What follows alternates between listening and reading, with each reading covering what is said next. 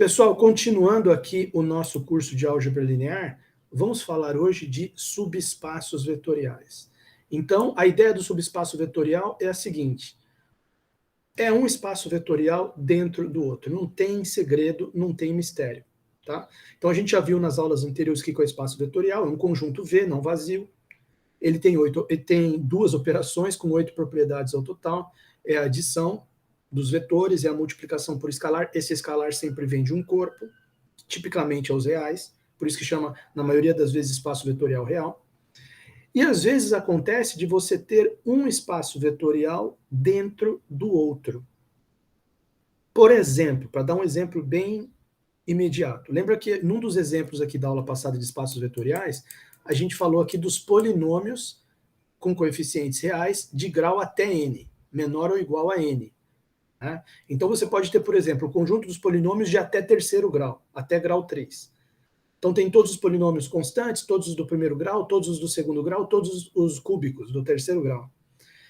Se dentro desse conjunto dos polinômios de grau até 3, tem lá todos os polinômios de grau até 2. Estão lá dentro.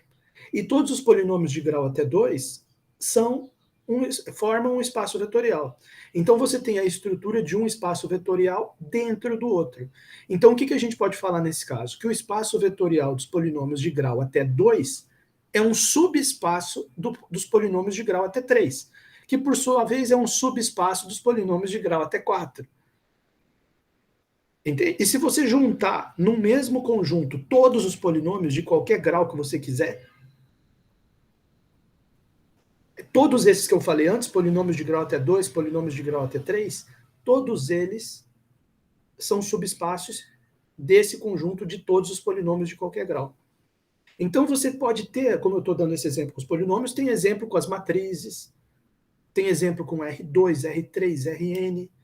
Então, existem espaços vetoriais dentro dos outros, e o nome disso é subespaço. E ele vai definir corretamente agora e dar vários exemplos que a gente vai analisar. Então, é muito importante isso aqui. Então, olha só, em primeiro lugar, ele coloca aqui, às vezes é necessário detectar, dentro de um espaço vetorial V, subconjuntos W dele, que sejam esses próprios subconjuntos, sejam também espaços vetoriais menores dentro do maior. Tais conjuntos serão chamados de subespaços de V. Isso acontece, por exemplo, para dar um exemplo inicial, ele pega aqui o R2, que é o qual pode ser representado pelo plano XY, eixo X, eixo Y, né? E você pega esse seria o V, o espaço grandão, seria todo o plano, e o W, o subconjunto, é uma reta que passa pela origem, uma reta passando pela origem. Então, o que acontece? Essa reta passando pela origem, esse conjunto só dos pontos da reta, é justamente o conjunto que é um espaço vetorial por si mesmo, por si só, dentro lá do plano. Então, é um subespaço. Ah, mas como que eu sei que um subconjunto é um subespaço? Bom, ele tem as duas operações? Tem, porque ele está dentro do outro que tem. Então, se você se restringir aos pontos da reta, também dá para você somar eles, também dá para você multiplicar por escalar, porque eles estão aqui dentro do plano onde tem essas operações. Só que tem um detalhe, então ele vai ter as duas operações e tem aquelas 8 propriedades já. Mas o que faz com que ele seja um subespaço vetorial? Exatamente esse conjunto da reta. E se fosse, por exemplo, uma parábola passando aqui na origem, já não seria mais... A parábola também é um subconjunto do plano. Mas por que a parábola não vai ser subespaço vetorial? E a reta vai? O que a reta tem de tão especial assim? O que acontece é o seguinte, na reta, se você se restringir a ela, se você, ele até fez o desenho aqui, de um vetor U na reta e um vetor V na reta. Se você soma os dois, o U mais V cai em cima da reta também. Se você tivesse aqui desenhado uma parábola, você pegava um vetor U, um vetor V, somava, ia cair fora da parábola, não ia cair dentro. Então, a grande sacada para ser subespaço vetorial ele é um conjunto que você pegou, um subconjunto no caso, que é fechado em relação à adição e à multiplicação por escalar. O que eu quero dizer com fechado? Se você fizer a adição de dois vetores daquele conjunto, o resultado cai dentro dele. Se você fizer a multiplicação de um vetor dentro dele por um alfa, faz um alfa V, o resultado, o V está nele. Aí você pega o V e multiplica por um alfa, multiplica por 2, por 3, por menos 5. O resultado cai dentro dele. Então, ele nunca vai para fora dele. Ele está funcionando como um espaço vetorial e ele é todo autocontido nele mesmo. Então, ele é um subespaço. Ele já é um espacinho independente ali dentro do espaço maior. É um subespaço. É assim que funciona. Na parábola isso não aconteceria, né? Se você tiver uma parábola, eu nem vou falar aqui da parábola agora, porque ele vai falar ali como um exemplo de uma coisa que não é. Agora, por que esse negócio de passar pela origem? Bom, a gente viu que uma das regras aqui do espaço vetorial, uma das coisas que define o espaço vetorial, está aqui ó, nas propriedades, uma das 8, né? Existe o elemento neutro da adição. Ele tem que pertencer ao V, ao espaço vetorial. Tal que U mais 0 seja igual a U, é o vetor nulo, né? Então, por isso que ele enfatiza aqui passar pela origem. Se fosse uma reta que não passasse pela origem, imagine uma reta paralela a essa aqui passando por fora aqui da origem. Essa reta paralela passando por fora não teria nela o O, porque o O é justamente a origem, é o 0, 0, é o elemento neutro, ou nulo. Então, já falharia ali uma das 8 propriedades de espaço vetorial, não tem elemento neutro. Se eu estou dizendo que o subespaço é um espaço dentro do outro, se ele está pretendendo ser um espaço vetorial, o subespaço, ele precisa ter nele as 8 propriedades, e uma das 8 é ter o elemento neutro. Então, se o conjunto que você pegou já está passando fora da origem, já não tem o elemento neutro, já não é espaço vetorial. Já pode parar aí mesmo. Aliás, essa é uma maneira bem fácil e prática de verificar que um subconjunto não é espaço vetorial. Se você verificar que ele não tem origem nele.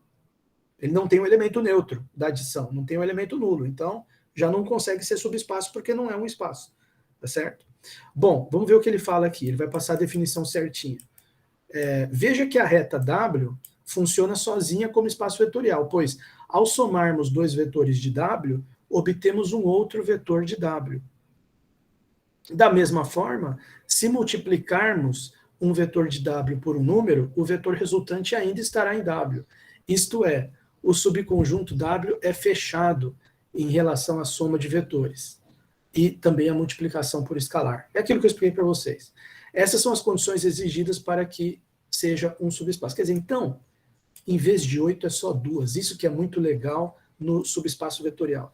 Lembra que a gente fez aquele exercício das matrizes 2 por 2 na última aula? Foi checando cada uma das 8 propriedades para provar que as matrizes 2 por 2 são realmente um espaço vetorial. Foi meio longo, foi meio pesado. Mas quando você quer provar que é um subespaço, você já sabe que tem um espação maior por fora, englobando o conjunto W que você está. E então ele já está dentro de um outro espaço vetorial maior. Basta você provar que ele é um subespaço, que ele é um espaço dentro do outro. Você não precisa fazer as 8. Olha que maravilha. Você faz apenas essas duas. Tá? Você prova apenas que, né, definição, dado um espaço vetorial V, um subconjunto W contido aqui dentro do V, não vazio, será um subespaço vetorial de V, C. Item 1. Quaisquer dois vetores você pegar no W, somou está no W também. Então você tem que provar isso. Item 2. Dado um número real e um vetor do W, se eu fizer o número real vezes o vetor, o resultado tem que pertencer a W também. Tem que provar isso. Provou essas duas, já era. Vamos colocar essa definição na lousa porque ela é muito importante na aula de hoje. E é uma bênção, né? Porque para quem estava achando que ia ter que sempre provar aquelas 8 coisas, que nem no exercício das matrizes, de repente você vê que para subespaço apenas 2 itens. Facilitou muito. Tá? Então essa ideia do subespaço é bem legal. Então vamos colocar aqui, subespaço vetorial. Subespaço vetorial. Subespaço vetorial. Então eu vou colocar assim, logo de cara, definição.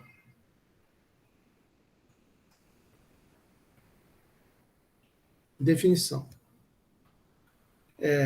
Então vamos colocar aqui, ó. Dado um espaço, quer dizer, em primeiro lugar, você tem que ter um espaço maior por fora, né, englobando. Então, dado um SPVET. Muitas vezes eu escrevo assim, abreviado, né, toda hora escrever espaço vetorial, dado um espaço vetorial, ESP-VETS, V, e um subconjunto, vamos colocar assim, V, vírgula, seja um W contido em V. Quer dizer, quando eu escrevo assim, eu quero dizer um subconjunto, né? Esse símbolo aqui significa contido, significa que é um subconjunto. Um subconjunto W que está contido em V. Seja W contido em V. Então, ele diz aqui o seguinte, não vazio, né? Não vazio.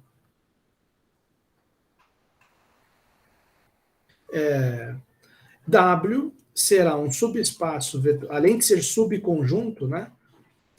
Vamos escrever assim, o subconjunto W, a princípio é só um subconjunto, está só contido. O subconjunto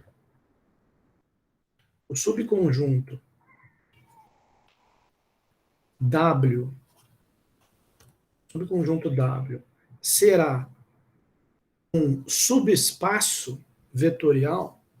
Muitas vezes eu escrevo subesp-vet, né? Mas aqui eu vou escrever inteiro. Subespaço vetorial de V. De V. C. Aí são duas condições. Primeira, se você pegar dois vetores U, V pertencentes a W, quaisquer dois vetores, isso implicar necessariamente que a soma U mais V pertence a W também. Ponto final. Não ponto vírgula, porque tem a outra. Né? E condição 2. Condição 2. Se você pegar um A, tomar, né, um A pertencente a reais, espaço vetorial real aqui que a gente está trabalhando, e um U pertencente ao W, U pertencente ao W,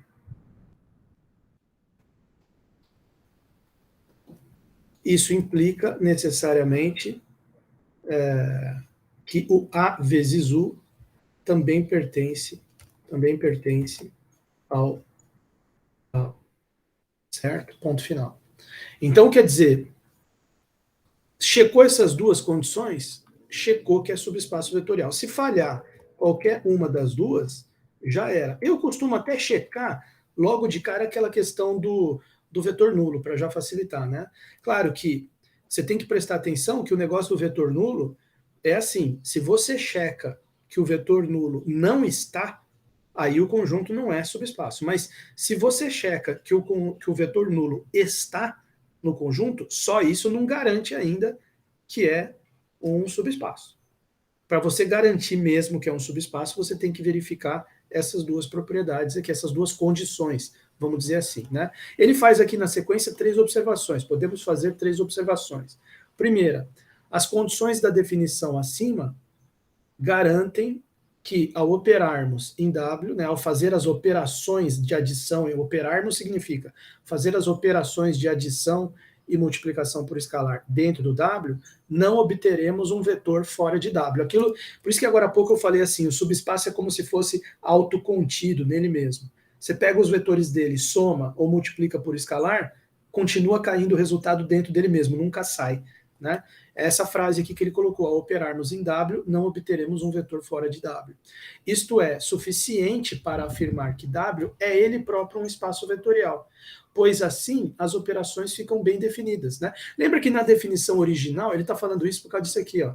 Lembra que na definição original de espaço vetorial, ele escreveu isso aqui, ó. A adição de dois vetores do espaço vetorial tem que cair dentro dele.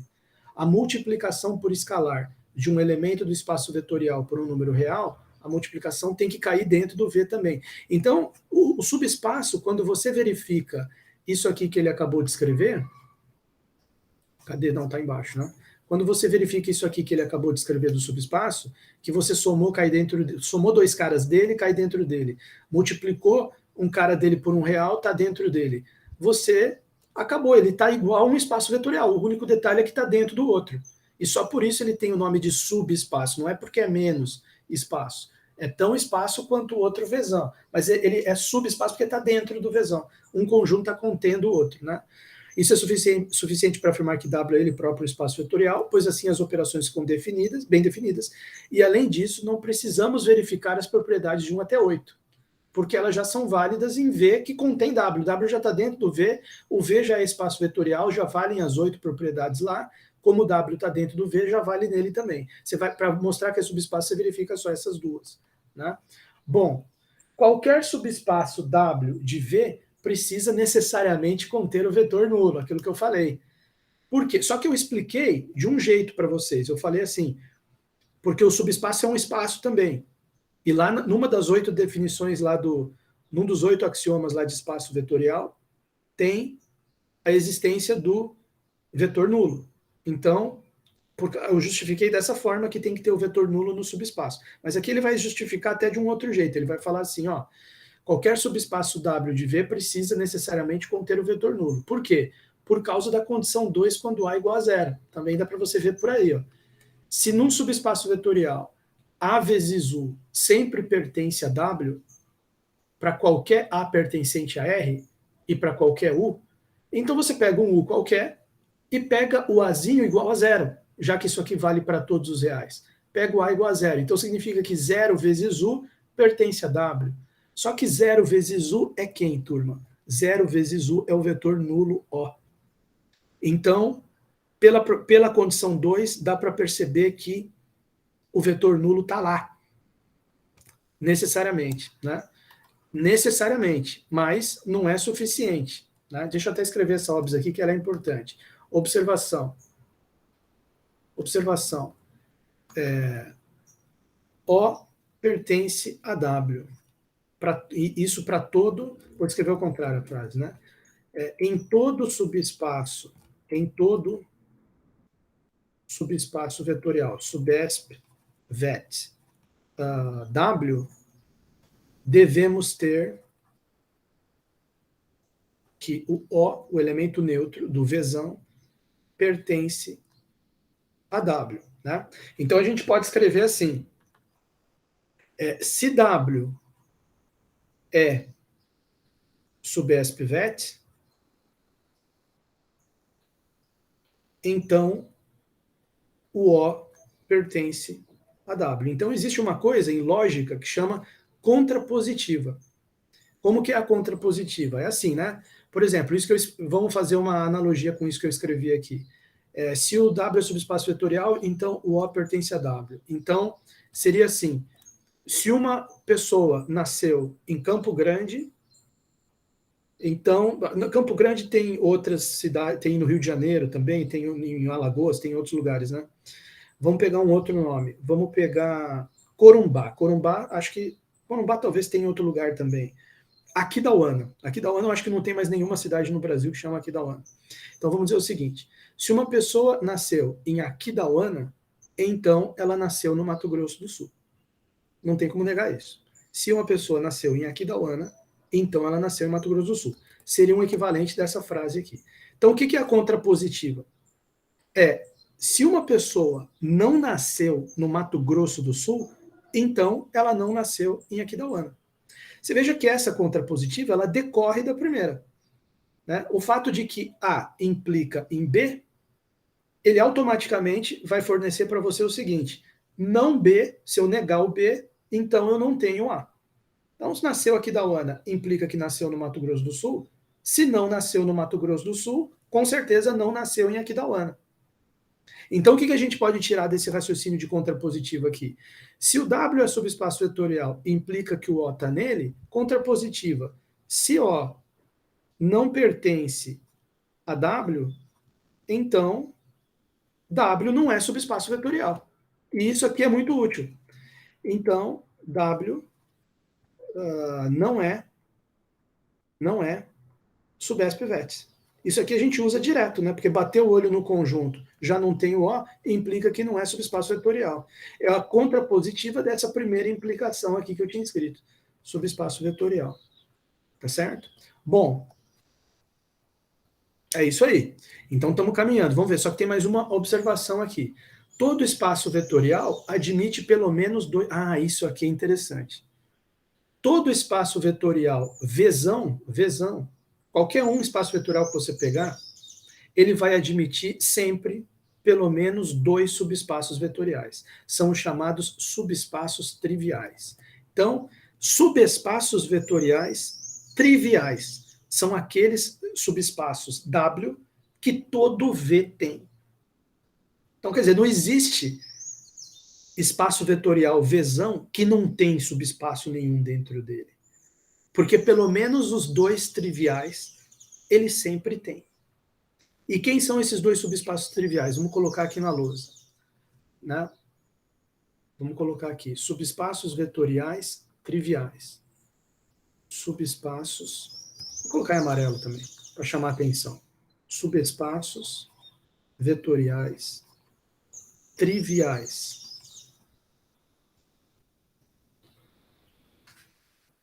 Entre parênteses, todo V tem, acho que tem que ser com acento, né? Porque é no plural, né? Subespaços vetoriais triviais. Todo V tem esses subespaços vetoriais triviais. Não tem, é porque é o V, agora não sei. Professor analfabeto. Todos os subespaços vetoriais triviais, deixa eu pensar um outro jeito de escrever, porque todo V, né, aí não sei se é tem com acento ou não. Subespaços vetoriais triviais.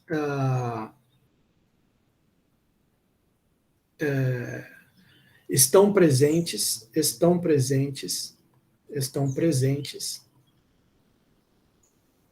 em todo espaço vetorial Vzão. Fecha parênteses. 2 pontos. Quem são eles? Eles são o seguinte: W igual ao próprio V. O próprio V é um subespaço dele mesmo. Tá? Porque em matemática a gente sempre considera que um conjunto é um subconjunto de si mesmo. Né? Então, estão presentes em todo o espaço vetorial V, os espaços vetoriais triviais. Então, são 2. Você pode ter o subespaço W, que é igual ao próprio conjunto V, e o subespaço W, que é igual ao conjunto que é só o O. Olha que interessante ele. Aí, claro, né, algum cara pode me perguntar, algum aluno, não, mas só o O é um espaço vetorial? Só o O é um espaço vetorial. Repara que tem o O aqui dentro, que é uma das exigências, né? E você pode pensar o seguinte, ó, mas ele está fechado em relação à adição e à multiplicação por escalar? Observação. W igual a O é espaço vetorial. No caso, subespaço, porque está dentro do V. Mas todo subespaço é um espaço. Então, tá lá, W igual a O. É espaço vetorial. Né? Por quê? A questão da adição. No caso, subesp, né? Vamos testar as duas, subespaço. Subesp, vet. Então, quer dizer, você vê aquele item I da adição. Se você pegar 2 elementos desse W aqui, os 2 tem que ser o O, porque o único elemento que ele tem é o O. Então fica O mais O igual a O, que pertence ao W. Então ele é fechado em relação à adição. O item 2is, se você pegar um número real qualquer, Azinho pertencente a R, e você fizer Azinho vezes O, o resultado de A vezes O é O, que pertence ao W. Então, o que acontece aqui? Está fechado em relação à soma e à multiplicação por escalar. Tá? Então, acabou. Então, o próprio V é um espaço vetorial já, e ele tá contido nele mesmo. Então, ele é um subespaço trivial que sempre vai ter em todo V. E um conjunto que é só o O, ele é também isso acabei de mostrar aqui, ele é um subespaço vetorial. E esses 2 sempre tem, em qualquer V. Agora, o que pode ter de interessante aí nessa situação é o seguinte: existem certos espaços vetoriais Vzão que os únicos subespaços que ele tem são os triviais. Ele só tem ele mesmo e o que é só o O. Como subespaço, ele não tem mais nenhum. Agora, podem ter outros subespaços, outros espaços vetoriais V, que além dos 2 triviais, tem ainda vários outros subespaços possíveis, subespaços aí não triviais. Nós vamos ver vários exemplos disso aí. Né? Por exemplo, eu acabei de citar agora há pouco na aula mais cedo polinômios de grau até 3. E falei que o polinômio de grau até 2 é um subespaço dele. É um subespaço não trivial. Não é nem o P3, nem só o O. É o polinômio de grau até 2. É uma coisa diferente do todo o espaço V, que é até o 3, e diferente do O. Então, a gente poderia chamar esse polinômio de grau até 2 de um subespaço não trivial do polinômio de grau até 3. Certo? Bom, então tá lá, comentamos aqui as observações. Agora vem uma sequência de exemplos. Para não ficar muito longo o vídeo, vamos gravar os exemplos num vídeo separado. Acho que fica legal essa ideia de fazer os vídeos mais curtos, né? Deixa eu gravar aqui num vídeo separado.